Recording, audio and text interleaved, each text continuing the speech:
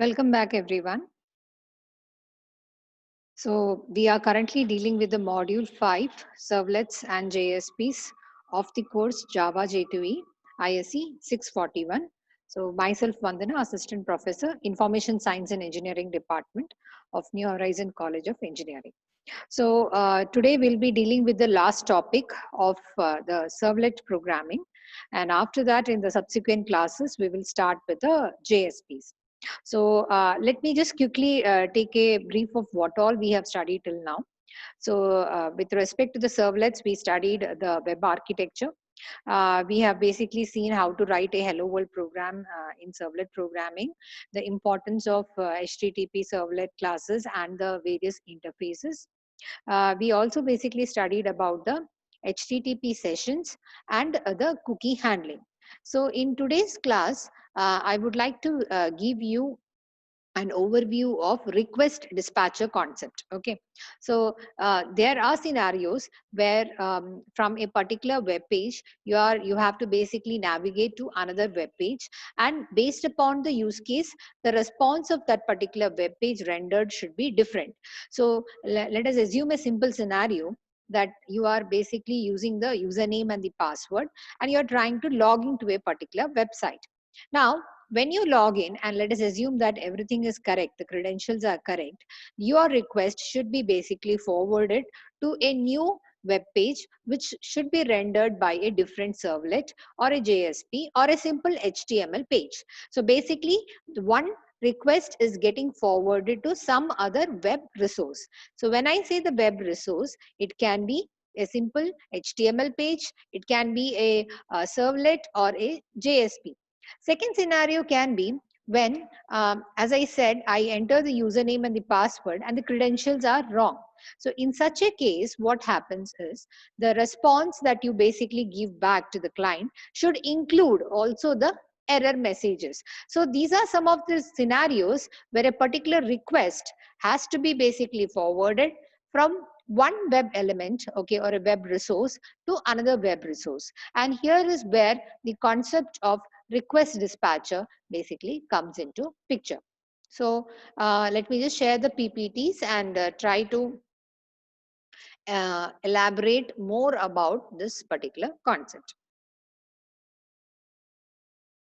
So request dispatcher or delegation, okay, as I said, is a technique by which one servlet or let me make it more generic. Instead of a servlet, a particular web resource can forward that particular request to some other web resource. When I say web resource, it can be a simple HTML page, it can be a servlet, it can be a JSP, it can be a simple image.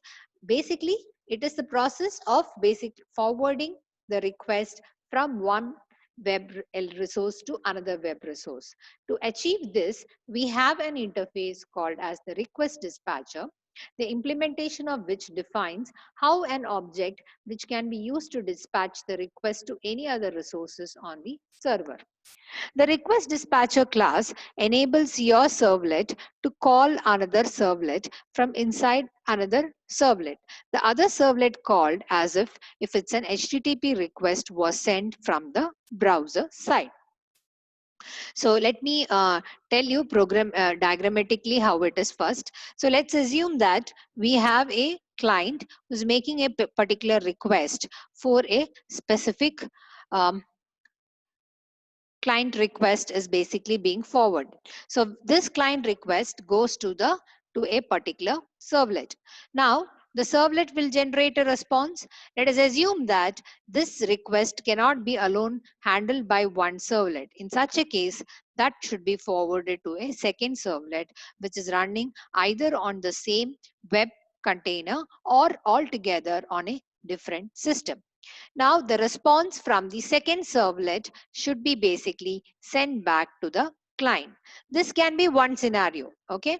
Another scenario that we can basically observe in case of the dispatcher can be, let us assume again the client makes a particular request. Okay. Now this request is basically going to the servlet. The servlet can basically include, okay, the another servlet, and the response of the second servlet is sent back to the first servlet, and the first servlet then basically generates back the response. So I repeat, first the client basically makes a request to the servlet 1. The servlet 1 basically includes it to the servlet 2. The servlet 2 basically makes the response to the servlet 1, and from the 1 again the response basically goes back to the client. So these kind of scenarios you can imagine. Let us say that I basically want to do a shopping. Now, while doing the shopping, after doing it, I have to do the payment. So for payment, the request should be forwarded to the payment handling servlet. Okay. Once the payment handling servlet is doing it, let us assume that the response was successful. Then the response will go back from the payment servlet. Now, suppose the response was not, the payment didn't happen, then the response should basically go back to the transaction servlet, and it should append some additional information saying that the payment was not successful and give back the response. So it's generally the request is getting moved from one web resource to another web resource. To achieve this, we have a specific class called as the request dispatcher. Okay. If you see here, the request dispatcher object, okay, can be created from the request by using the method called as get request dispatcher. So you can basically obtain a request dispatcher object from the HTTP request which is coming from the client. Okay, and you can call the method get request dispatcher, and you can tell to where this particular request has to be sent. Okay, for example, in this case, we want to send it to another URL dot simple. We want it to be sent to another web element.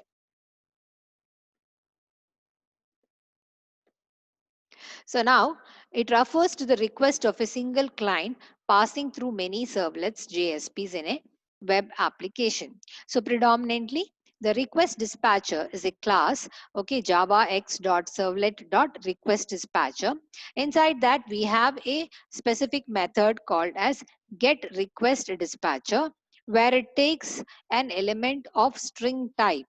So I repeat, we have Java x.servlet dot request dispatcher is the name of the class, okay, inside which we have a method called as get request dispatcher, which takes an element of string type, which is the path to the new web resource, and in turn it returns an object of the request dispatcher. Now, the request dispatcher interface provides two important methods. The first one is the forward method, and the second one is the include method.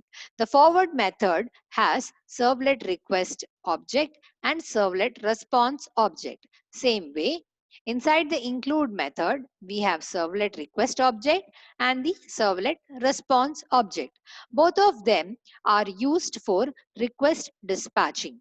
So forward method, it forwards a request from a servlet to another resource, which can be a servlet, a JSP, an HTML file, or as good as a simple web image on the server. So it forwards the request, and then the second web element is responsible for finally sending back the response to the client.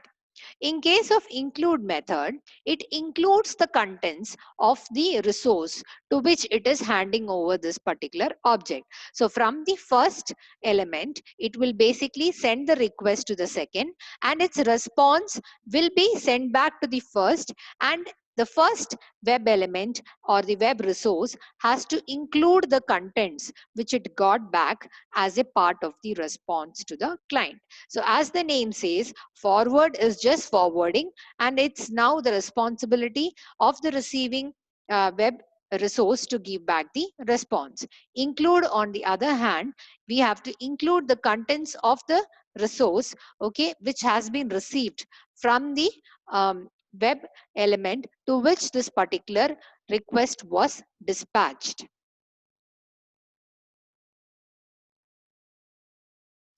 So let's see the So these are the two scenarios. As I said, in case of forward, from one servlet element, the request is forwarded to the second servlet element. It generates the response, and the second servlet is responsible for sending the response to the client. In case of include, the servlet 1 should send the things to the servlet 2. Servlet 2 generates the response. This response of servlet 2 is included in the servlet 1 response, and final response is sent back to the client by the servlet 1. Now, to achieve this, as I said, from the request object, using the method getRequestDispatcher followed by the path to the resource you have to specify. This in turn gives you an object of the request dispatcher. This object will then basically call the method either forward or include, where you have the request and the response. Forward the request and response to hello.html page.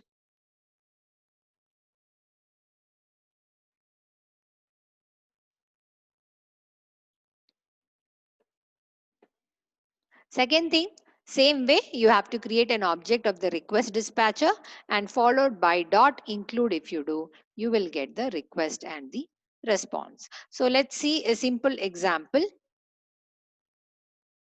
in the program using Eclipse.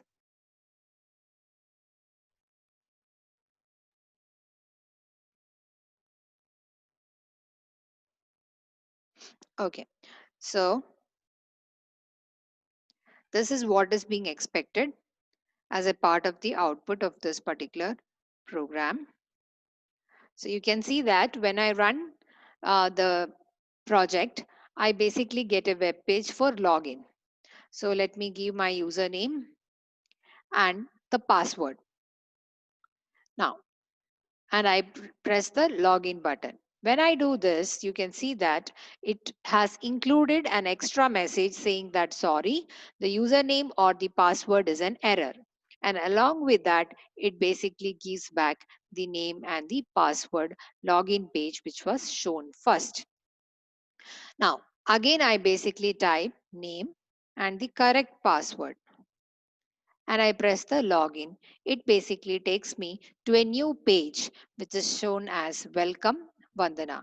So you can see that in the first scenario, it was an include method being used from the request dispatcher. I repeat, we are using an include method from the request dispatcher, where the output of the second element is included by the first, and it is basically giving you back the response.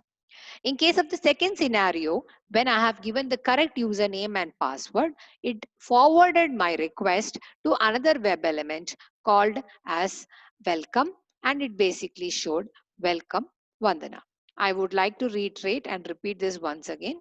So please pay attention. Here it is Vandana, followed by I give a wrong password and I press the login button. So you can see here from login, I'm taken to a servlet which is called as login. So the login is responsible, okay, for taking the value and checking the username and the password, and correspondingly either it will do an include or it will basically do a forward. In this case, it has done an include because a wrong message or wrong password was basically given. Now again, I give the correct password. So you can see here when I press login, okay, it will take me to the login page, and from the login servlet it will be sent to the welcome servlet which displays welcome Vandana.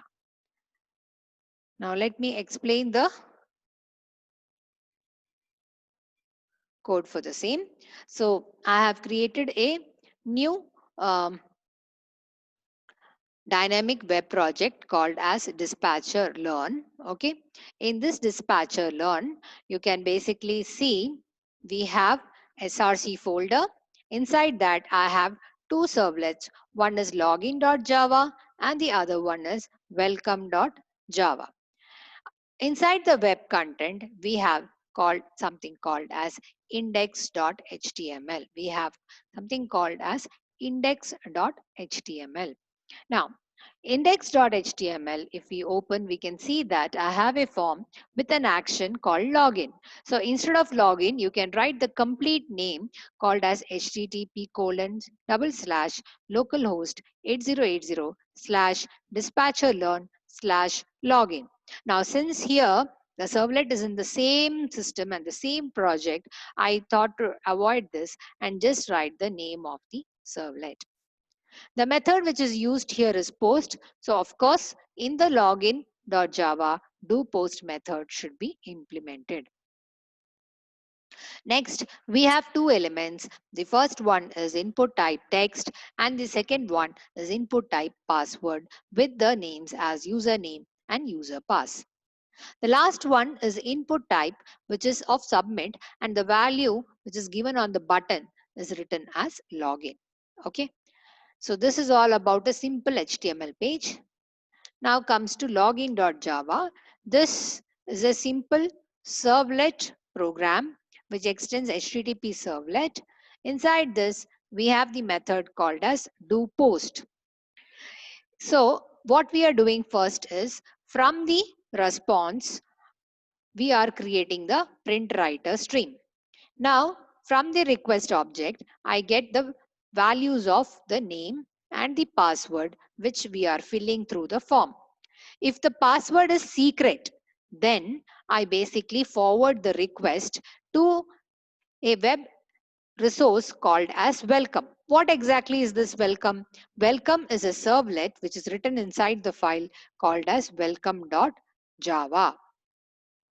Welcome is a servlet which is written inside the servlet called as welcome.java. So you can see here from the request object using the method get request dispatcher, I am invoking or forwarding my request to the element called as welcome. And now rd.forward both the request and response. So the welcome servlet will think that the request is coming from the client, but actually the request has come from where? From the servlet called as login. So you forwarded the request. So if the password is correct, means you are forwarding that particular request to the welcome servlet. Now, what does the welcome servlet do?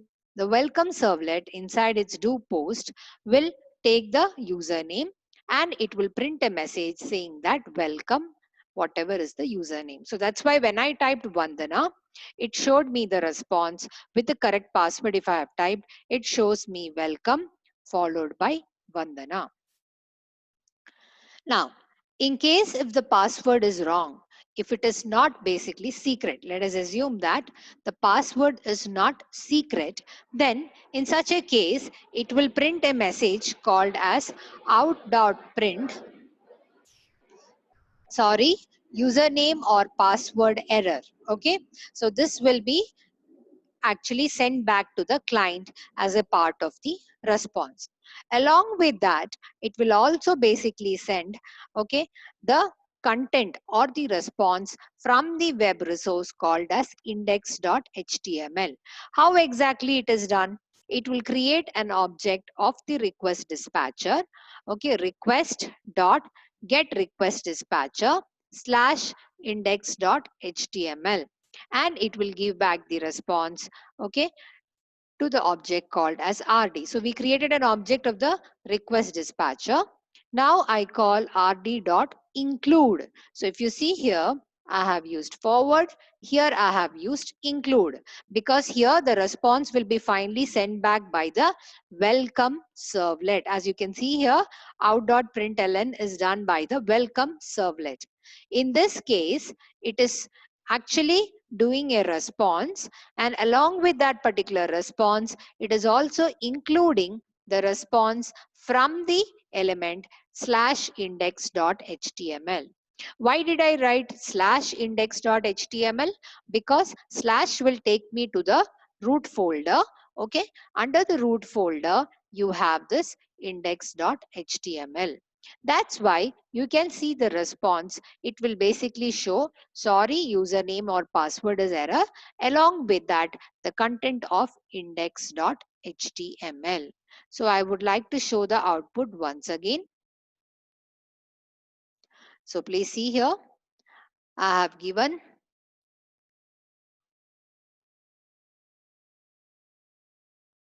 say John, I'm giving a wrong password. So it is coming to the else part of the program and it will include the message, sorry, username or password error, and it will basically show the same login.html again. Now, had it been that for John, I give the correct password called as secret, then it will basically go to the welcome servlet and it will basically show you welcome John. So am I making it clear how the request dispatcher basically works?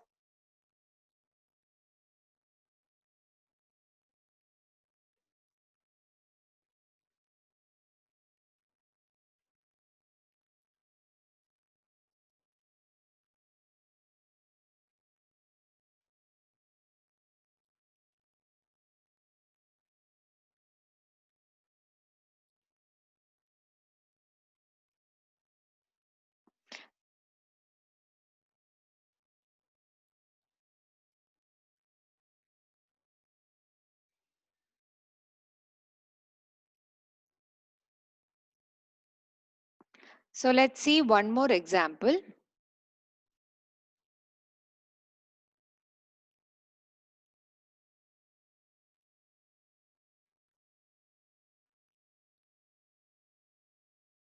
So we can see here,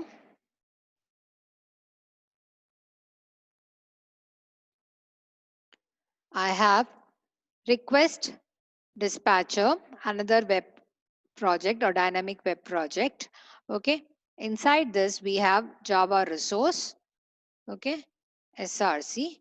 I have request value servlet. Just hold on.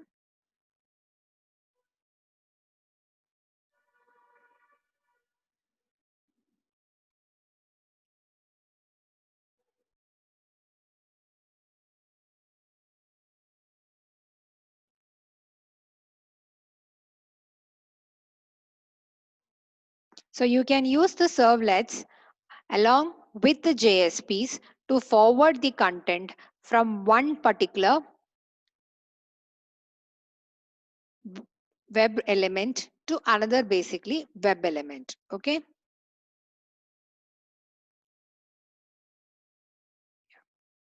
So I would like to give you an example of one more project, okay, where we have multiple servlets. So please see this example. I have created a dynamic web project called as boys girls here, and total of 4 servlets are basically being used. So it's not mandatory that only we can use one servlet. To depending upon what is the use case, you can increase the number of servlets required. So here you can see we have total 4 different servlets. One is doing a boy check servlet, okay, boy servlet, girl check servlet, and the girl servlet. So total 4 servlets are there, and the mapping of them is basically given inside the web.xml. So you can see here the welcome is via login.html. The boy servlet is a class inside the package, and corresponding name given is boy. For the boy check, the corresponding element or the URL is given as Apple. So there need not be any relation. However, the best practice is keep a shorthand form of the servlet name that you are using for better understanding. Next is girl servlet. So corresponding to the girl servlet, you have the URL name as girl. Girl check servlet, we have a URL name called as orange. I kept it separate, which, for example, apple and orange has nothing to do with boys and girls. But I kept it just to make you understand that if your URL mapping is correct in the web.xml, then it's very much possible that you can write the actual servlets with some name, and in the mapping you can basically use a nickname for the same. Okay, so let's see the code of this boy check. First is login.html. So this login.html is a simple form with the background yellow. So we have here called as boy, and I have a get method, okay, where I basically press the button submit on which boys is written, and one more button where the girls is written. So now we have boy servlet. When I press the boys button, it gives me an output, okay, and it basically shows welcome Mr. and a table border where it says enter your name, okay, and the password, and a submit button. I repeat, when you press the login.html is a simple form where there are two buttons. So which has boys as one button and girls as another button. So when I press the boys button, you can see that it is supposed to take me to the action called as boy. What exactly is boy as per the web.xml? The boy is basically the boy servlet. So let's see the boy servlet.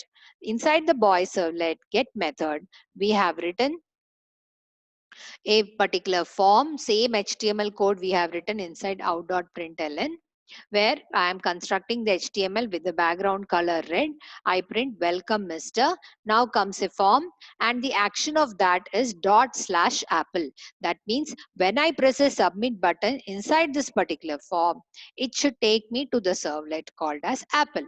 But what exactly this apple in the URL? Apple corresponds to the servlet called as boy check, which is the boy check servlet. So now this boy check servlet, it basically checks the name and the password. It checks the name to be Ravi and the password to be Kumar. If the name is Ravi and the password is Kumar, it basically prints welcome. Otherwise, it prints that you are not welcome. Same way, the logic is written for the girl servlet. So if you check the girl servlet, when it first comes, we construct a new form where we are asking the user to enter the name and the password and a submit button. When you press the submit button, it will basically take you to a particular action called as /orange. / means parent directory /orange. What is orange as per the web.xml? The orange basically corresponds to a servlet called as girl check servlet. So if you open the girl check servlet, it will actually check whether your username is Sita and the password is basically Geeta. Then it shows that you are welcome. Otherwise, it basically shows that you are basically not welcome. Okay, so this example just shows a simple program of how exactly the servlet programming can work. So